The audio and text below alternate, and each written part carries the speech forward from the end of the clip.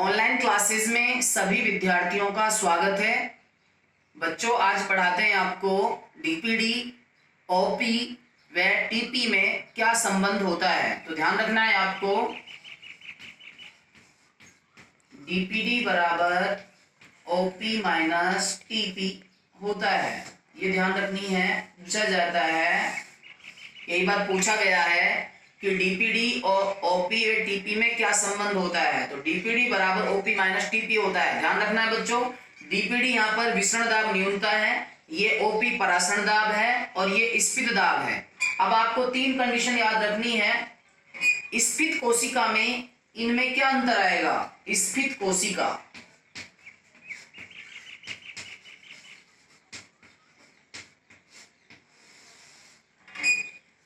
स्फीत कोशिका में आपको ध्यान रखना है कि डीपीडी का मान 0 होता है, क्योंकि कोशिका पूरी तरह से फूली हुई है और वो जल ग्रहण नहीं कर सकती है। तो डीपीडी का मान क्या होता है, 0। तो अपना आ जाएगा संबंध ओपी बराबर टीपी, अर्थात डीपीडी 0 हो जाता है तो परासरण दाब किसके बराबर हो जाएगा बच्चों, स्फीत दाब के बराबर हो जाएगा। ठीक है।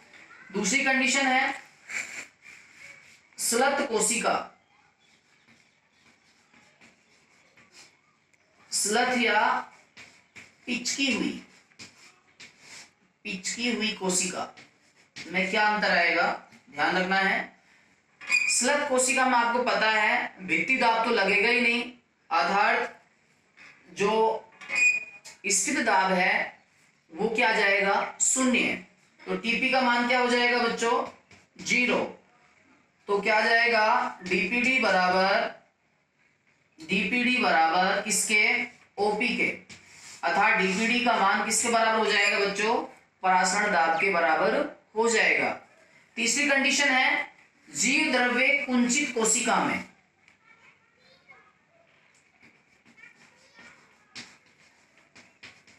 जीव द्रव्य कुंचित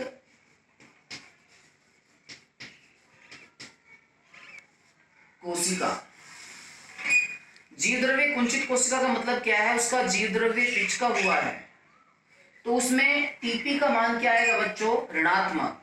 क्या आएगा, टीपी क्या रहेगा उसमें, ऋणात्मक रहेगा। तो अपना वो सेंटेंस बन जाएगा डीपीडी बराबर ओपी प्लस टीपी, क्योंकि हम माइनस रख देंगे माइनस प्लस हो जाएंगे। ठीक है। ध्यान रखना है बच्चों, तीन कंडीशन याद रखना है। ठीक है। तो डीपीडी बराबर ओपी प्लस टीपी हो जाएगा। तीन कंडीशन आपको याद रखनी है। कोशिका की तीनों स्थितियों में किसका मान क्या होता है। अब तीन परिभाषाएं याद रखनी है आपको। पहली परिभाषा है जल विभव, दूसरी है परासरण विभव,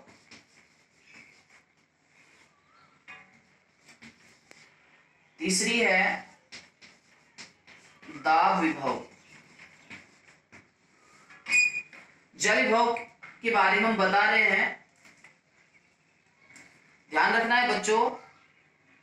जल विभव की अवधारणा सबसे पहले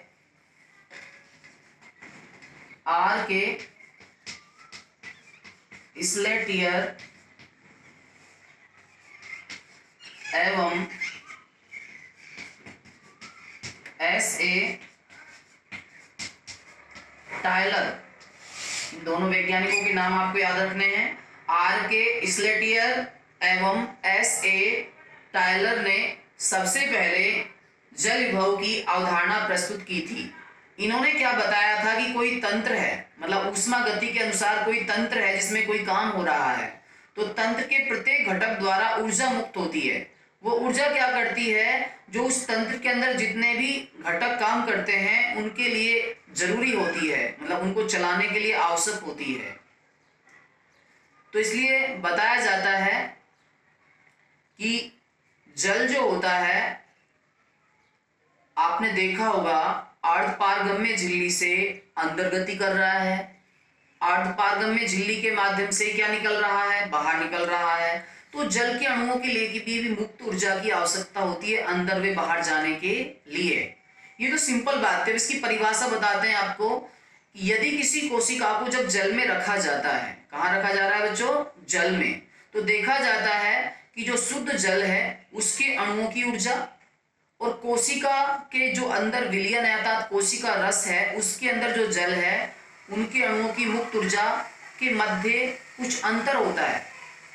उस अंतर को ही बच्चों हम क्या कहते हैं? जल विभव कहते हैं। जल विभव ग्रीक शब्द साइंस से लिया गया है। किससे लिया गया है बच्चों? साइंस से लिया गया है।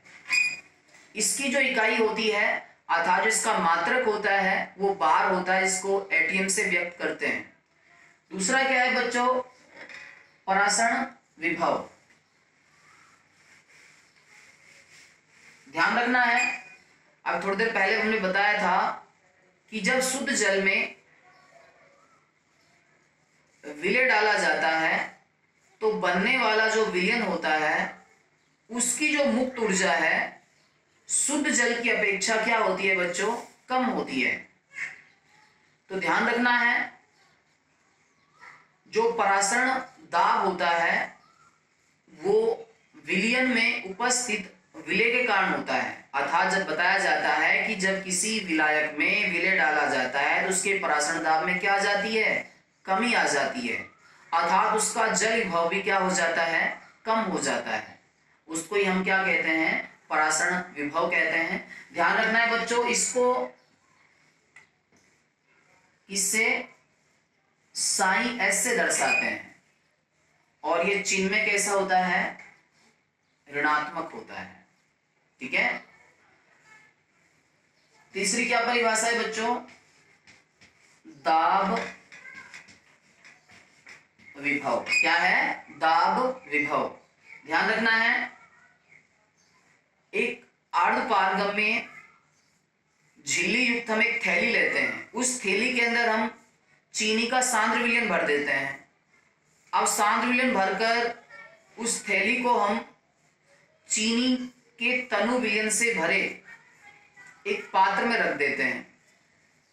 तो हम देखते हैं, आप जानते हो परासरण की क्रिया होगी। परासरण की क्रिया में बीकर से या पात्र से जल थैली के अंदर अर्थात सांद्र विलयन में प्रवेश करेगा तो देखा जाएगा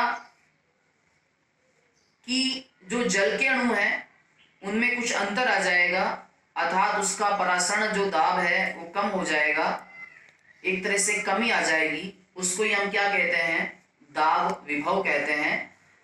कह सकते हैं कि जब जल कहां से, पात्र से अर्थात बीकर से कहां उस थैली के अंदर प्रवेश करेगा तो थैली धीरे धीरे फूलती जाएगी और थैली की जो भित्ति है वो दाब लगाएगी किस पर? विलयन पर। क्यों लगाएगी? क्योंकि जो विलायक के अणु हैं तनु विलयन से सांद्र विलयन में प्रवेश नहीं कर पाए तो कोशिका स्फीत अवस्था में आ जाएगी। स्फीत अवस्था के कारण जो दाब लगता है उसको स्फीत दाब कहते हैं और स्फीत दाब में के अंदर क्या आ जाएगा? प्रभाव आ जाएगा, कुछ परिवर्तन हो जाएगा और उस परिवर्तन को हम क्या कह रहे हैं? एक तरह से दाब विभव कहते हैं। इसको बच्चों ध्यान रखना है, साइन पी से दर्शाते हैं और ये चिन्ह में कैसा होता है? धनात्मक। कैसा होता है बच्चों? धनात्मक होता है। अब ध्यान रखना है आपको, जल विभव, परासरण विभव व दाब विभव में क्या संबंध होता है? जल विभव, परासरण विभव व दाब विभव में ये संबंध होता है sine W sine S plus sine P. ये ध्यान रखना है बच्चों। एक होता है आधात्री विभव। क्या नाम है बच्चों? आधात्री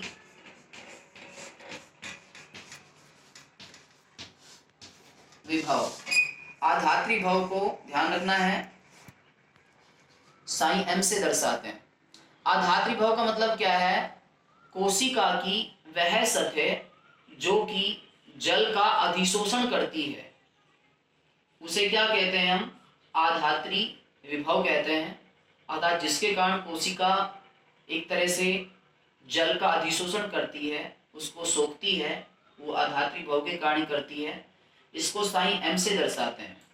तो अब ये और आ जाए कि भाई जल विभव, पराशर विभव, दाब विभव और क्या आधात्री विभव में क्या संबंध होता है।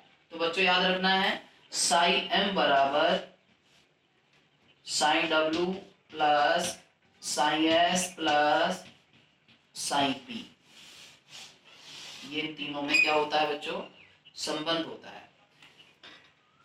इसको हम ऐसे भी लिख सकते हैं